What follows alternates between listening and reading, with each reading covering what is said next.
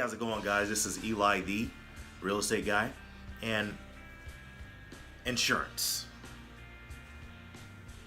I know you guys were waiting for this one, right? Insurance.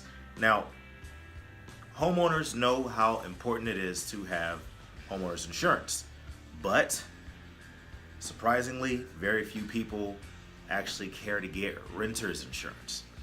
Listen, you never know what's going to happen, man. Whether it's fire or a leak of some sort, your washer overflowed and water got all over the place, and you probably had some expensive things that were accessible through the ground, or your furniture got damaged because it was real wood and it soaked up and split the bottoms. Like, renter's insurance is important, right?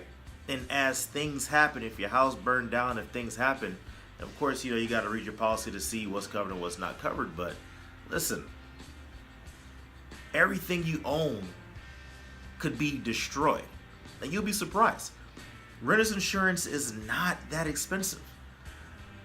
You can cover, in some situations, of course, every area is different, but you can cover, I believe I have coverage for like, what, 15, 20,000 or something like that worth of contents for like $20 a month.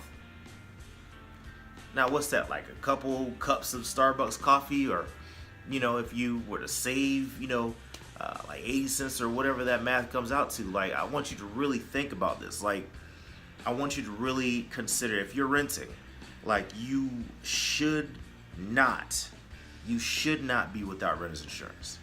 So as soon as you're done watching this, I'm not telling you which company to go to, but get a quote. Go to as many different insurance companies as you can and get yourself some renter's insurance.